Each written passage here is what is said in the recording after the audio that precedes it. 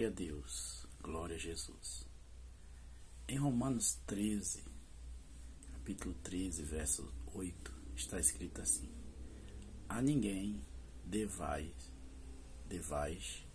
coisa alguma, a não ser o amor, com que vos ameis uns aos outros.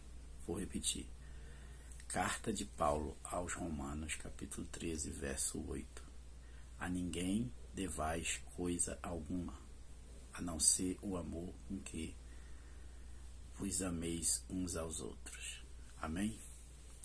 Eu quero, nessa ocasião, nessa oportunidade, com meus amados e queridos irmãos e todos os demais que estão ouvindo a palavra de Deus através desse vídeo, porque esse é o propósito, esse é o objetivo, falar da palavra de Deus, né? Porque pela palavra de Deus nós temos da parte de Deus tudo o que nós precisamos para a nossa vida, tanto a vida presente como a vida futura. Em Jesus nós encontramos, né, tudo o que nós precisamos, porque nele está todos os tesouros do conhecimento e da sabedoria. Jesus é a suficiência de Deus para nossas vidas. Jesus é a provisão de Deus para as nossas vidas, não só para este mundo, para esta vida, mas também para a vida eterna. Nele está toda sorte de bênçãos espirituais e materiais que o homem precisa, que nós precisamos, que a humanidade precisa para a sua vida, para a sua felicidade. Porque bem-aventurados são aqueles que temem ao Senhor e guardam as suas palavras. Então, nós queremos abençoar a sua vida nessa ocasião com a palavra de Deus, com essa mensagem, cujo propósito e objetivo desse canal é especificamente falar da palavra de Deus. E nós lemos aqui, mencionamos Romanos 13:8, a ninguém devais coisa alguma no seu amor. E quando nós falamos de dever, né, não dever a ninguém, nós nos lembramos logo das nossas continhas, né? Nós nos lembramos logo de não dever dinheiro, não dever uma quantia, não dever um objeto, algo que nós pegamos emprestados, que nós penhoramos, uma conta, né, que nós fizemos. Mas na verdade dever, né, dever alguma coisa é muito mais do que essa questão de dinheiro, de finanças, de economia, de pagamento de dívida. Está incluso, claro que fala disso também, né? Porque ser um bom pagador, pagar nossas contas, estar em dias, entendeu? Com as pessoas, com as instituições, também é mandamento bíblico, também faz parte do caráter cristão, também é uma ordenança de Deus para uma boa consciência, né? Com Cristo, com Deus, com a palavra, com os irmãos, com a sociedade, com as instituições, com um bom testemunho, porque o bom nome vale mais do que as riquezas. Assim está escrito, vale mais do que o bom perfume. Então, é uma pessoa que, né, é um bom pagador, uma pessoa que é correta em suas atividades financeiras, uma pessoa que é correta em suas dívidas, em seus pagamentos, ela automaticamente ela está dando um bom testemunho, criando os bons relacionamentos, gerando crédito, até porque nós temos exemplo em Jesus, né, que é o nosso grande, né, quitador de dívida, aquele que pagou a dívida eterna do homem. Ele rasgou a cédula das ordenanças, a dívida, né, que o homem tinha com Deus do pecado, e a palavra de Deus diz que ele encravou na cruz do Calvário. Lá, quando Jesus morreu na cruz do Calvário, ele estava morrendo para pagar a dívida que não era dele, era uma dívida nossa. Ele estava pagando a dívida dos nossos pecados. E de uma vez por todas, um sacrifício que foi um sacrifício feito uma vez, de uma vez por todas, para sempre e eternamente. Né? Então, quem está em Cristo Jesus, quem creu nele como seu Senhor e Salvador, como o Messias que havia de vir, quem creu no sacrifício que Jesus fez na cruz do Calvário e recebeu isso como, né, o pagamento das suas dívidas, ele está quitado com Deus, como a gente diz na nossa linguagem, está zerado. Não tem débito, não tem saldo negativo. Ao contrário, seu saldo está positivo com Deus, porque ele foi religado. Ele foi religado a Deus, ele foi restaurado, houve redenção, houve salvação da sua alma, seus pecados foram perdoados, né? Em Cristo Jesus nós temos a nossa dívida paga. Então Jesus nos deu e nos dá o exemplo, né, de um homem que paga, né, as suas dívidas, as suas contas, né?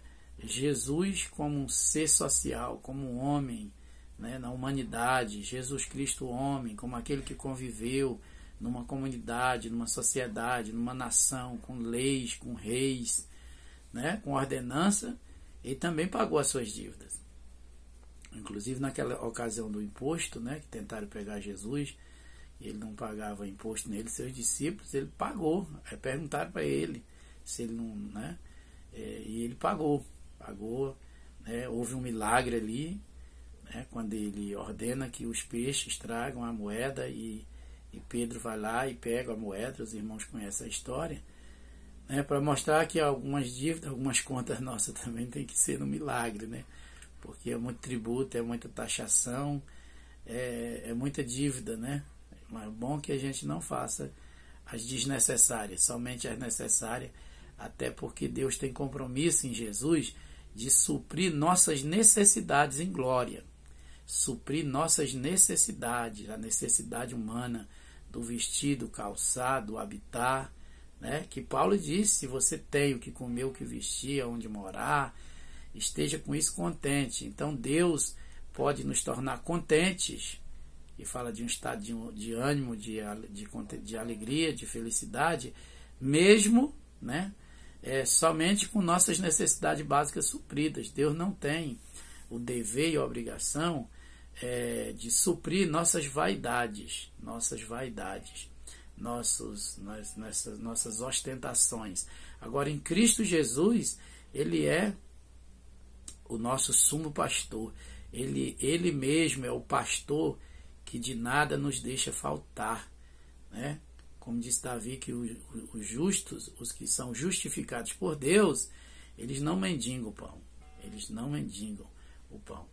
E a promessa se estende até mesmo à sua descendência, aos seus filhos, à sua casa, à sua família, porque Deus não é um Deus que cuida de um. Deus é um Deus que cuida de todos os que o invocam, de todos os que creem, de todos os que o buscam. Buscai o Senhor enquanto se pode achar, invocai o seu nome enquanto está perto. Então, esse é o nosso Deus, esse é o nosso Pai, esse é o nosso Jesus, esse é o nosso pastor celestial, que nos dá um exemplo, que nos ensina a pagar nossas dívidas. Mas quando a palavra diz, quando Paulo diz, quando Paulo escreve, inspirado pelo Espírito Santo, a igreja dos irmãos que estava em Roma, ali no primeiro século, ele diz muito mais do que isso. Não devais coisa algumas, não se refere exatamente só a dinheiro.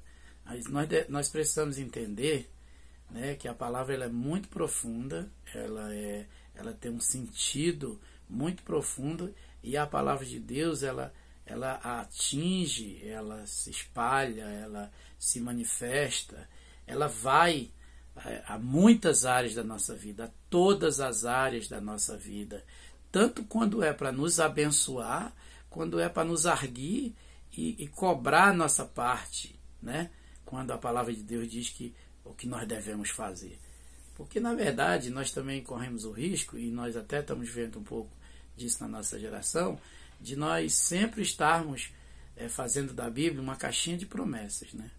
A famosa caixinha de promessa, onde você, na verdade, e eu procuramos aquelas palavras, aqueles versículos, aqueles temas, aquelas histórias, aqueles personagens, sabe?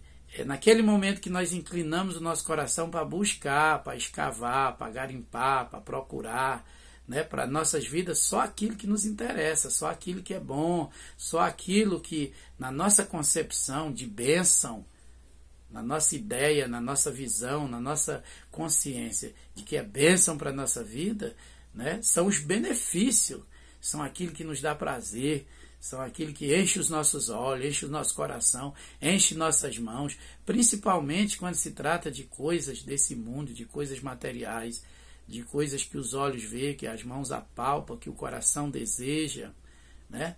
Nós somos mestres e nós precisamos entender que nós mesmos, nós somos inclinados como homens naturais, racionais, a isso, a querer extrair da palavra de Deus só aquilo que nos beneficia, que nos traz benefício. Agora, nós precisamos entender que tudo de Deus para nossas vidas é bênção. Tudo é bênção. Até quando Deus nos corrige, quando Deus nos disciplina, quando Deus nos chama a atenção, quando Deus permite que nós passemos por um deserto às vezes emocional, espiritual, psicológico, um deserto, né, às vezes financeiro, uma escassez em alguma área da nossa vida. Quando Deus diz um não, quando o mandamento, quando a palavra, né, nos proíbe, tudo isso é bênção. Quantas pessoas, na verdade, entendeu?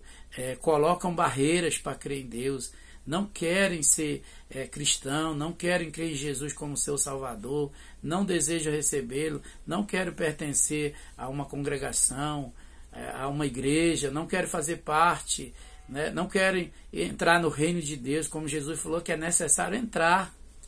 É necessário entrar no reino de Deus, né? Quantas pessoas não querem? Porque eles têm a ideia de um Deus, de um Jesus, de um evangelho, de um reino de Deus, de uma fé, de uma palavra de Deus, que na verdade é somente proibições, é cheia de proibições, de mandamentos ao contrário, de repreensões, de castigos, né, como as pessoas dizem.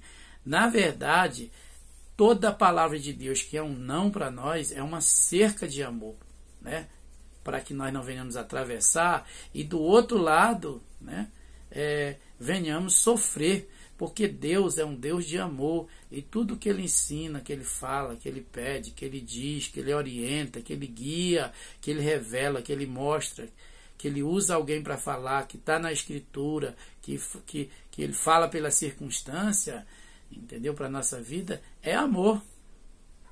Deus é amor quando Ele está irado, Deus é amor quando Ele está disciplinando, Deus é amor quando Ele está corrigindo, Deus é amor quando Ele não dá o que a gente quer. Deus é amor, é a sua essência, Ele não pode mudar, não há variação de mudança em Deus. Deus às vezes muda a forma que Ele está agindo, que Ele está falando, que Ele está abençoando, que Ele está trabalhando, a forma que Ele se manifesta, a maneira que Ele usa alguém, como diz Hebreus capítulo 1, que tendo Deus no passado falado de muitas maneiras, né, aos pais pelos profetas, nos últimos dias, ou seja, está se referindo à forma que Deus está agindo nesse tempo. Nos últimos dias Ele fala através do Filho, a quem constituiu o herdeiro de todas as coisas. Mas Deus é amor. Então, tudo que o Senhor, né, Ele nos ensina, Ele nos fala, é por amor. E a palavra é muito profunda, ela se estende a todas as áreas da nossa vida, tanto quando Deus diz sim, quando Deus diz não. E quando diz não devais a ninguém coisa alguma a não ser o amor, está mostrando que o amor é o sentimento mais sublime, é o sentimento, entendeu, que exala em Deus, que vem do seu coração para as nossas vidas. E como diz Paulo, nós não somos nada sem amor.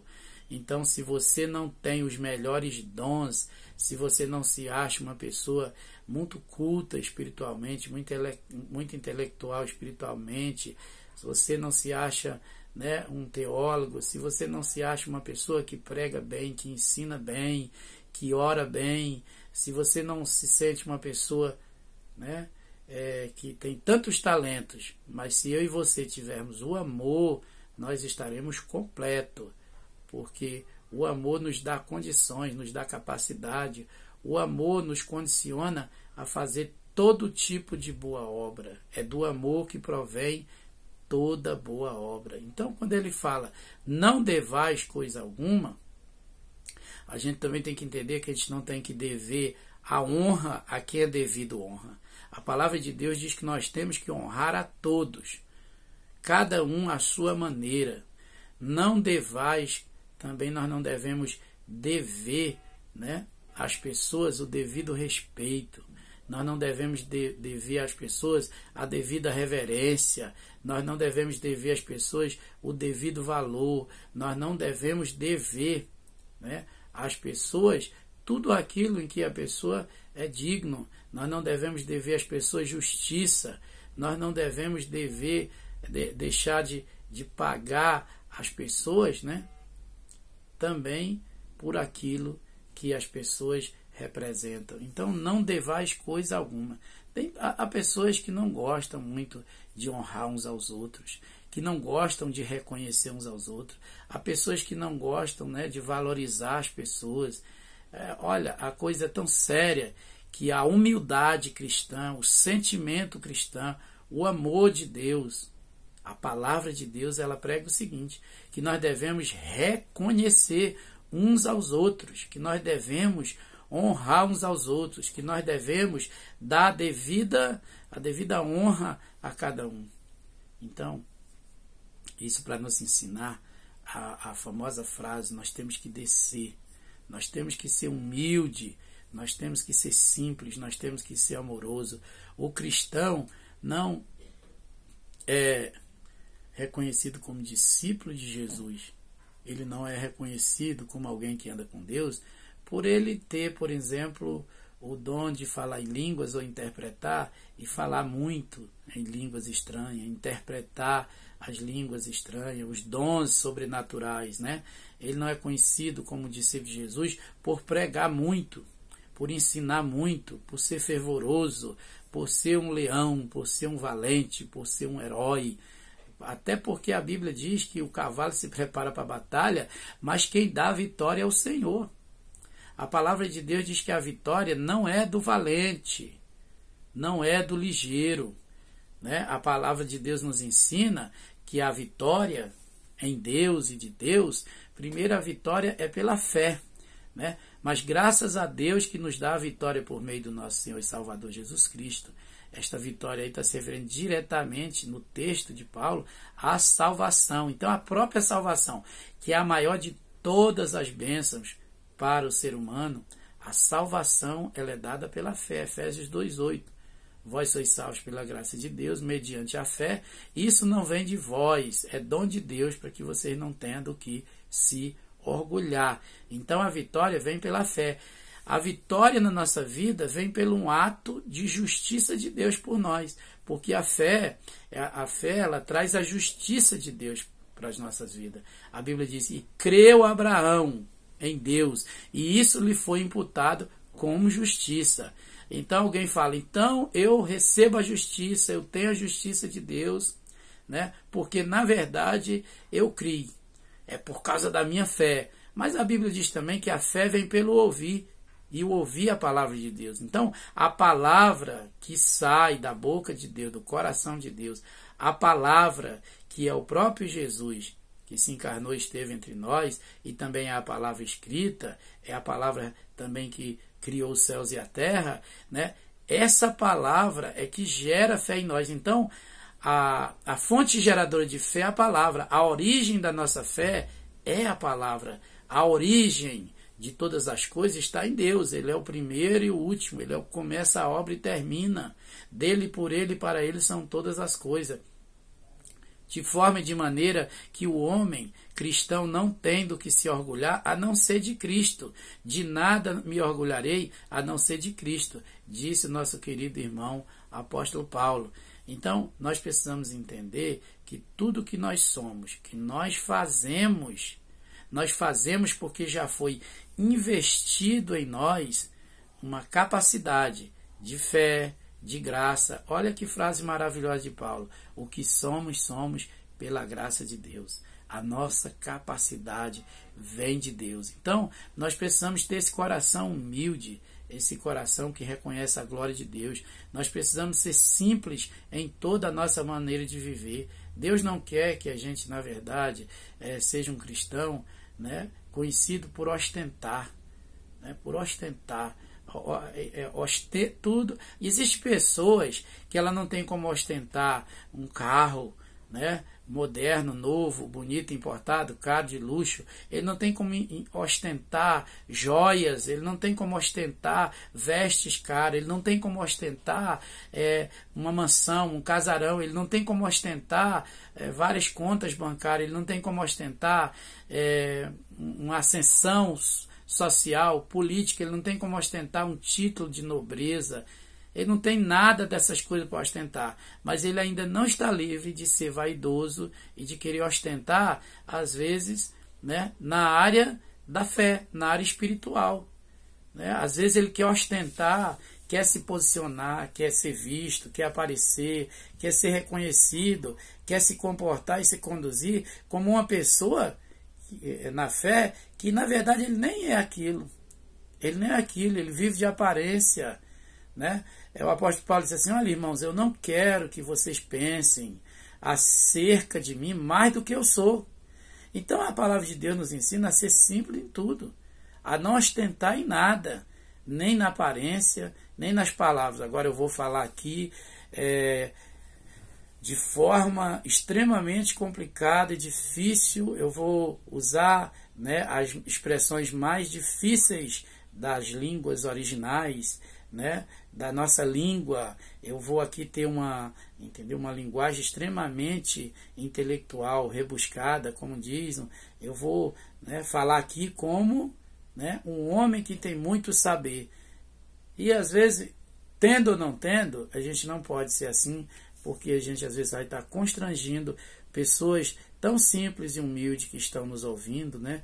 Às vezes a gente vai constrangir pessoas que estão ali sedentas, né, por ouvir uma palavra que vem de Deus, uma palavra inspirada pelo Espírito, uma palavra, sabe, que vai direto ao seu coração, direto à sua circunstância, à sua necessidade, porque ostentar, ser vaidoso, né, também passa por esse caminho. Irmãos, e quantos de nós hoje não queremos mais ser simples, não ter uma vida simples, não sermos humildes? Quantos de nós não queremos mais, na verdade, demonstrar essa simplicidade que havia em Jesus? Jesus, sendo Filho de Deus, foi a pessoa mais simples que habitou na terra, a pessoa mais humilde, a pessoa mais amorosa, a pessoa mais manso, a pessoa mais atrativa. Olha, quando nós somos assim, nós atraímos as pessoas, porque muita gente não gosta de soberba. Muita gente não gosta de pessoas que gostam de ostentar, de pessoas vaidosas. Quando a pessoa tem essa atração por esse tipo de pessoa, quando ela gosta, quando ela segue, né, essa pessoa, é porque também o coração dela está nisso. Porque o coração do tolo, do insensato, do louco, do imprudente, né, do carnal, do religioso, do vaidoso, do ostentador, ele está na casa de quê? Na casa da tolice, na casa da insensatez. É isso que Salomão fala aqui. O coração do tolo está na casa da insensatez. E, na verdade, o coração do sábio é diferente. O sábio procura bons exemplos. O sábio procura seguir outro sábio. O sábio procura ouvir o sábio, até mesmo quando as suas palavras são de repreensão, quando as suas palavras são para lhe corrigir, porque a correção é uma bênção, ela nos direciona. Corrigir quer tirar do curso, do caminho, da direção errada e colocar na direção certa. É isso que Deus, inclusive, através da sua palavra, do Espírito Santo e de Jesus, nos faz o tempo todo. Nos orienta, nos dirige, nos corrige. É importante nós entendermos que a Bíblia é um livro para corrigir o pecador, o homem que está errado, né? A Bíblia foi escrita exatamente para botar no lugar o que estava fora do lugar, para botar nos trilhos o que estava fora dos trilhos. A Bíblia foi escrita para pôr as coisas que estavam, né, fora de ordem no lugar, para trazer, né, equilíbrio, para trazer luz no caos. Olha como é que começa, né, o livro dos começos, o Gênesis, a terra era sem forma e vazia, né? A terra era sem forma e vazia, havia caos, havia trevas, né? E o Espírito de Deus estava ali sobre ela, só aguardando a ordenância da palavra divina se manifestar. Para quê? Para colocar todas as coisas em ordem. Então Deus mostra logo no início que Ele não é o Deus das trevas, o Deus do caos, o Deus da desordem. Ele é o Deus da ordem. Ele é o Deus que dá ordem e acontece ordem. Ele é o Deus que põe as coisas no lugar. Então, desde o início, Deus está mostrando para a humanidade que Ele age assim. Então, Deus põe tudo em ordem. Mas aí, o que acontece? Vem o diabo, vem o pecado, e o homem dá lugar e começa a desordem de novo. Começa a desordem. E essa desordem na vida do homem sempre começa pela desordem espiritual, pela falta de comunhão, de obediência, de conexão do homem com Deus. Então começa a desordem lá no Gênesis, né? Na queda de Adão e Eva. Começa a desordem espiritual, se separa de Deus, é expulso do jardim, homicídio, e depois você já vai ver adultério mais na frente, e daí isso tudo se estende até Gênesis 6, quando Deus julga a terra e envia o dilúvio e cria uma nova humanidade através de Noé. Só que isso não foi o suficiente, né? Ali em Noé ele só preserva aquelas 8 almas, porque a semente do pecado continuava no homem, né? A semente do pecado estava em Noé, mesmo ele sendo pregoeiro da justiça, homem de Deus, arauto, mediador, tudo que Noé foi, né? E tudo que a sua família representava ali. Mas a semente do pecado, ela estava lá. Mas Deus tinha promessas maiores. Deus sempre tem promessas maiores para a nossa vida. Porque a Bíblia diz que quando Jesus foi batizado no Rio Jordão, por João João fez uma promessa, citou uma promessa maior. Ele disse agora: eis aí o Cordeiro de Deus que tira o pecado do mundo. Então em Jesus está a promessa de tirar o pecado do mundo, não só de uma pessoa, não só de um grupo, não só de várias, não só de milhares, mas Deus vai arrancar a raiz e ramo da terra. Ou melhor, Deus vai arrancar a raiz e o ramo do pecado na terra. Está escrito no profeta Malaquias que ele arrancará a raiz e o ramo, porque o pecado é uma raiz maligna na vida do homem. Olha, eu quero concluir essa palavra dizendo o seguinte, que toda causa do sofrimento humano, das pessoas, da humanidade, é o pecado. O pecado é a desgraça, é a ruína, é a miséria, é a praga das nações. É por causa do pecado que existe a morte. A pior delas, a segunda morte, a morte eterna, que o homem vai viver eternamente separado de Deus quando for lançado no inferno. Jesus falou sobre o inferno 56 vezes no Novo Testamento. Ele falou mais do inferno do que do céu, advertindo as pessoas. Então, a pior de todas as mortes, a segunda morte, que está lá escrito em Apocalipse 20:15, a morte eterna. Mas a morte física que se espalhou a todos os homens, e Salomão diz que nenhum homem tem poder sobre a morte. O único que tinha poder sobre a morte, tem poder sobre a morte, é Jesus, porque disse: eu dou a minha vida, mas a minha vida eu recebo de volta. Ele morreu, mas ressuscitou. Ele ressuscitou a filha de Jairo, ele ressuscitou Lázaro, ele mandava as pessoas que estavam mortas se assentarem e comer, abrir os olhos, viver, porque ele é a vida eterna, o Senhor da vida, aquele que tem poder. Agora, a morte se espalhou a todos os homens, as enfermidades, o caos das nações, o caos das pessoas, o caos da sua vida, o caos das circunstâncias, das cidades, dos lugares, é por causa do pecado. E só Deus pode, com a sua palavra que é Cristo, com a sua luz que é Cristo, como ele fez lá no Gênesis, trazer ordem ao caos, trazer o haja luz. Jesus é o haja luz de Deus na nossa vida, na vida do homem. Por isso a palavra de Deus diz em João capítulo 10, eu sou a luz do mundo e quem anda em mim não tropeça. Quem anda em mim terá a luz da vida eterna. João capítulo 10, Jesus disse, eu sou a luz. E Jesus disse também que nós deveríamos ser luz no Senhor. Vós sois a luz desse mundo. Olha que responsabilidade. Nós iluminar as pessoas, né? Quando com a nossa vida, né, que os homens vejam a vossa luz, que as nossas boas obras, e glorifique o Pai que está no céu. Nossas boas obras, nossa conduta, nossa postura, nossa maneira de viver em Deus é luz para as pessoas. Mas também quando nós pregamos e ensinamos a palavra de Deus, como eu estou falando aqui, né, e como dezenas e centenas de milhares fazem, Brasil e mundo afora, elas estão levando luz para as pessoas. Luz também que é conhecimento, luz também que é revelação. Então Deus é o Deus da luz, Deus não é o Deus das trevas. Ele disse lá no Gênesis, haja luz. Ele colocou todas as coisas em ordem pela sua palavra. Então, Jesus é o haja luz de Deus, Jesus é a palavra de Deus que coloca todas as coisas em ordem. Então, se a minha vida e a sua vida, em alguma área da nossa vida, não está como Deus quer, se nós estamos devendo, eu vou concluir resumindo dizendo, o homem que não confessou a Cristo como seu Senhor e Salvador, não entrou no reino de Deus pela porta do arrependimento e da convenção.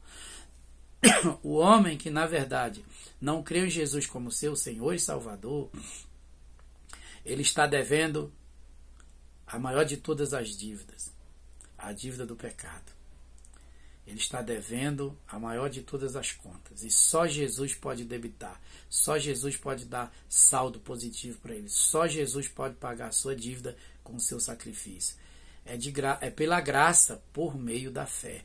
Mas se você também, que me ouve, já é cristão, se você, na verdade, está devendo tanto a instituições como às pessoas, a ninguém devais coisa alguma. E se você é uma daquelas pessoas que não gosta de reconhecer, não gosta de honrar, não gosta de abençoar, não é voluntário, não é caridoso, como se diz, não é generoso, não é misericordioso, porque a falta desses pagamentos, tudo isso é falta de amor. Quando nós amamos, nós pagamos a cada um o que é devido. Deus está dizendo, isso só é possível através do amor. É o amor que nos capacita a pagar nossas dívidas com o próximo e com os irmãos. Ah, Jesus já pagou o preço da salvação, ele pagou. É verdade, ele já pagou. Agora é a nossa vez de pagar o nosso. Não por salvação, porque só ele pode pagar, mas o preço da humildade, o preço da simplicidade, o preço do amor, o preço da devoção, né? Ter uma vida de devoção, de oração, de busca na palavra, de fazer o bem, de amar. Amar é pagar um preço, porque amar é sofrer, né? É fácil amar? Não. Toda pessoa que ama, ela é sofredor. Amar é um sacrifício espiritual. Mas nisto serão conhecidos como meus discípulos, quando amardes uns aos outros, né? É nisso que nós somos conhecidos. Então eu quero deixar essa palavra aqui, que nós não venhamos nos achar em débito, em culpa diante do Senhor, porque a Bíblia diz também, não para condenação, mas para prestação de conta. Um dia nós nos apresentaremos diante de Deus, no que nós chamamos o Tribunal de Cristo, o julgamento das obras, e Deus, de nós, uma das coisas que Ele vai, ter certeza, dizer para nós, ou cobrar de nós, ou nos julgar, não sei, com certeza uma delas vai ser, você amou pouco. Você ama pouco, você não amou o suficiente, você não amou como devia, você não amou como eu queria, você não amou como era para amar. Porque quem ama, cumpre a lei, quem ama, guarda os mandamentos. Quem ama está em Deus, porque Deus é amor. A Bíblia chega a dizer, né? Como eu digo que amo a Deus se não amo, como eu digo que amo a Deus que não vejo, se na verdade eu não amo nem o meu próximo que vejo. Não um amor platônico, né? Não um amor de palavra, não um amor fingido, mas um amor de ação, um amor de obras, porque Deus prova o seu amor para conosco em que Cristo Jesus morreu por nós, sendo ainda pecadores.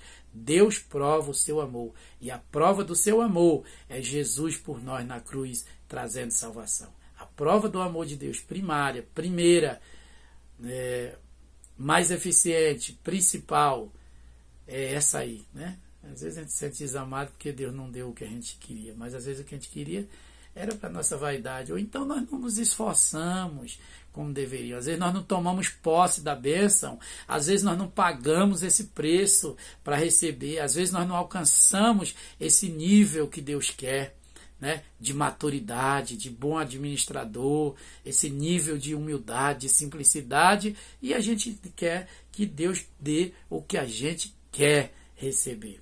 Então a ninguém devais coisa alguma a não ser o amor. Eu deixo essa palavra aqui para a sua vida. Oro por todos os que estão inscritos. Me sinto aqui falando para todas as pessoas que estão inscritas. Oro para que Deus toque no seu coração e você compartilhe naquilo que a sua vida foi edificada, naquilo que a sua vida foi abençoada com a palavra de Deus, porque esse é o propósito, o único propósito. Falar da palavra, pregar a palavra. Não tem propósito financeiro, não tem propósito, né, de fama, não tem propósito maior do que esse. Você me ouvir e ouvir a palavra de Deus, e essa palavra gera fé no seu coração, e você compartilhar com outras pessoas. E daqui a pouco, em vez de 50, de 100, de 200, nós seremos uma multidão ouvindo a palavra de Deus através desse canal. Porque Ele vive, né, por causa da sua ressurreição, por causa da sua vida em nós, eu posso crer no amanhã, eu posso esperar um futuro melhor, né, para mim, para minha família, porque Jesus é a esperança da nossa glória. É disso que trata esse canal, essa palavra. Que Deus te abençoe em nome de Jesus. Amém.